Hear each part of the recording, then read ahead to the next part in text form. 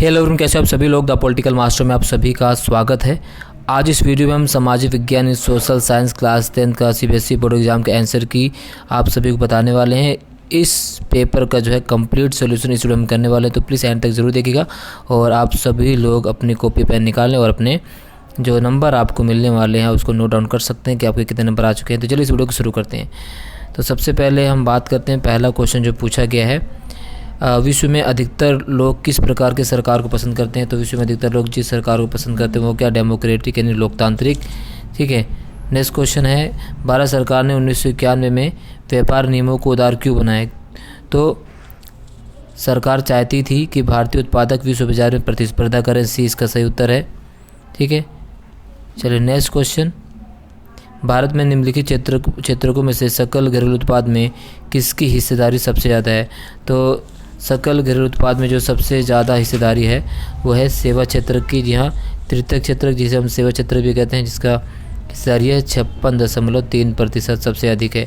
ठीक है। प्राथमिक क्षेत्र की 19%, यानी इसका जो सही उत्तर वो है तृतीयक सी। निम्नलिखित देशों में से किसका मानव विकास सूचकांक में बेहतर स्थान है।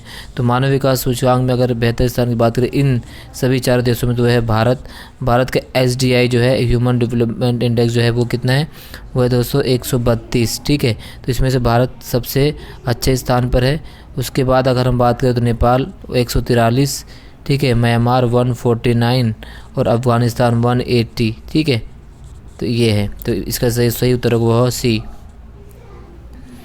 निम्नलिखित में कौन सा युग्म सही है। जलोढ़ मृदा जिसमें रेत और सिल्ट होती है, जिसमें नमक की काली मृदा जिसमें नमक की मात्रा बहुत अधिक होती है, शुष्क मृदा जिसमें क्रिस्टल लोहे का प्रसार होता है, इसको भी सही उत्तर है। स्तंभ ए का मिलान स्तंभ 2 से कीजिए और सही विकल्प का चयन कीजिए। तो यहाँ पर जो स्तंभ का मिलान अगर हम बात करें तो इसका सही विकल्प है क्वेश्चन नंबर 6 का, तो है सी। यहाँ क्वेश्चन नंबर 6 का जो सही उत्तर वो है सी। चलिए नेक्स्ट, निम्नलिखित में से कौन सा लौह धातु उदाहरण। तो इसमें लौह धातु उदाहरण की अगर हम बात करें दोस्तों, तो लौह धातु से पहले हमें जान लेने के अलोह कौन कौन सी है। तो तांबा, बॉक्साइट और जस्ता, ये सब अलोह धातु हैं। तो निकल जो है लौह धातु है। सी इसका जो सही उत्तर वो है डी। चलिए क्वेश्चन नंबर 8, निम्नलिखित में से किसने भाप के इंजन में सुधार किया। तो भाप के इंजन में सुधार किया था जेम्स वॉट ने। जी हाँ, जेम्स वॉट ने किसके बनाए गए इंजन में सुधार किया था। तो जेम्स वॉट ने जिस बनाए हुए इंजन, उनका नाम था न्यूकोमन। ठीक है, न्यूकोमन के जेम्स वॉट ने उसके इंजन में सुधार किया था। तो इसका जो सही उत्तर होगा वो होगा ए, 8वें का।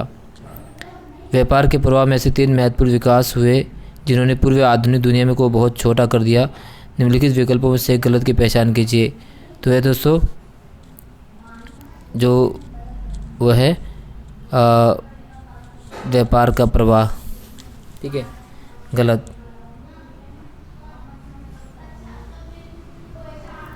ठीक है। इसके अलावा बात करें क्वेश्चन नंबर 10, कैलाश बिनी देवी, ताराबाई शिंदे और पंडिता रामाबाई के लेखन के बीच निम्नलिखित में से कौन सा पहलू समान था। तो तीनों थी वो, उन्होंने महिलाओं के अनुभव पर प्रकाश डाला था। ठीक है। तो 20 का सही उत्तर है। अगला है, निम्नलिखित को कालक्रम अनुसार व्यवस्थित कीजिए और सही विकल्प का चयन कीजिए। तो कालक्रम की अगर हम बात करें तो सबसे पहले नेपोलियन वॉर होता है, फिर वियना संधि 1815। ठीक है। इसके बाद स्वतंत्रता के लिए ग्रीक संघर्ष, ये 1821 1821। फिर ऑटोमन साम्राज्य में सलाह राष्ट्रवाद 1905। तो इसका जो सही उत्तर है वो 1 2 3 4 यानी बी इसका सही उत्तर है, 11वें का। निम्नलिखित में से किस देश में द्विदलीय व्यवस्था है। तो अमेरिका में द्विदलीय व्यवस्था है, भारत में जो बहुदलीय व्यवस्था है, चीन और रूस में जो है एकदलीय व्यवस्था है। 13वें का सही उत्तर वो विकेंद्रीकरण, सी। 13वें का क्या है, सी।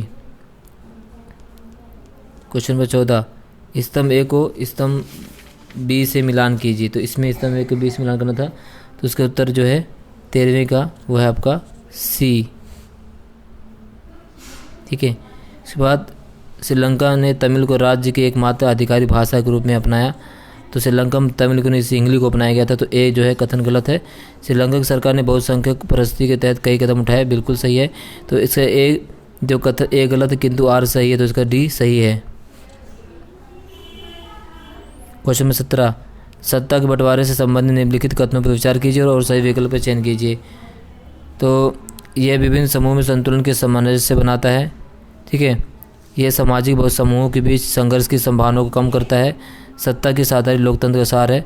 तो इसका जो सही विकल्प है आपका ये 2, 3 और 4 सही है। 2, 3 और 4, ठीक है। 2, 3 और 4 यहाँ पर देख सकते हैं। तो ये 2, 3 और 4, 2, 3 और 4 बी सही है 16 का। 17वां की बात करें, निम्नलिखित में से कौन सा युग्म सुमिलित है?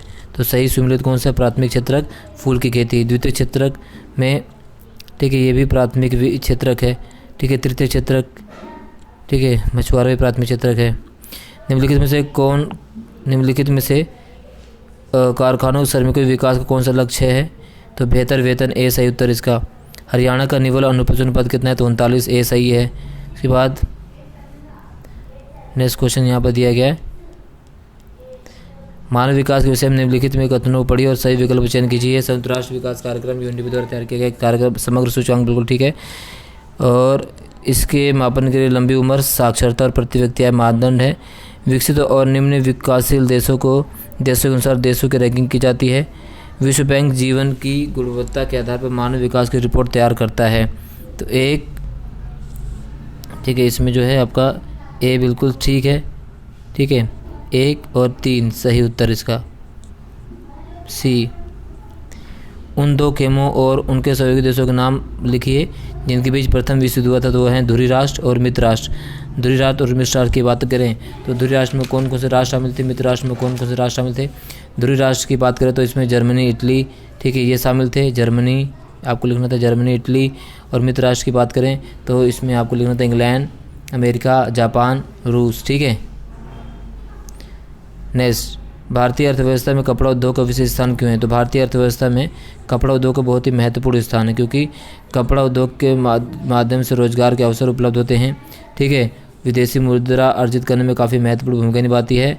और वर्तमान में औद्योगिक उत्पादन में इसका योगदान जो है वो 14% है और जीडीपी में भी इसका योगदान 4% है। इस तरह से आपको इसका उत्तर लिखना था। अगला है, हमारे समाज में महिलाएं विभिन्न तरीकों से भेदभाव का सामना करती है, किन्हीं 2 तरीकों को व्याख्या कीजिए।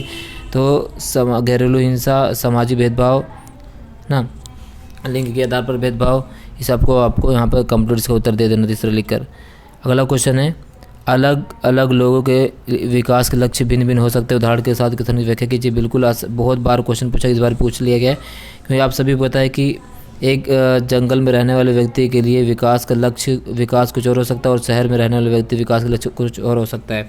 मान लीजिए कि एक आदिवासी है जो जंगल में निवास करता है, अगर उसको जंगल नष्ट करके वहाँ पे सड़क बनाया जाए तो उस व्यक्ति के, जो शहरीकरण वाले व्यक्ति, उसके लिए तो विकास होगा, परंतु जो आदिवासी व्यक्ति है उसके लिए विनाश का कारण भी बन सकता है। तो ये सारी चीज़ें यहाँ से इस तरह से आपको लिखनी थी। अगला है, जर्मनी के एकीकरण में ऑटोमन विस्मार की भूमिका व्याख्या कीजिए। बहुत ही इंपॉर्टेंट था, मैंने पहले बता दिया था। ऑटोमन जो विस्मार था उसने जर्मनी के एकीकरण में बहुत ही महत्वपूर्ण भूमिका निभाई और उसने जो अपना लौह, ठीक है, लौह और रक्त के सिद्धांत के माध्यम से रक्त के सिद्धांत के माध्यम से उसने जर्मनी का एकीकरण किया। इसको आपको कंप्लीट उत्तर यहाँ पे लिख देना था, ठीक है, जिसका इंपॉर्टेंट क्वेश्चन में मैंने पहले उसके उत्तर दे दिया दोस्तों, ठीक है। सभी क्वेश्चन वहीं से आए हैं। इसके बाद अगला क्वेश्चन है, सूचना प्रौद्योगिकी वैश्वीकरण से किस प्रकार जुड़ी है? तो जो सूचना और प्रौद्योगिकी है उसने वैश्वीकरण की भूमिका बहुत ही महत्वपूर्ण है दोस्तों। जैसे सूचना और संचार प्रौद्योगिकी विकास का मुख्य कारक है जिसमें वैश्वीकरण प्रक्रिया तेज कर दिया है।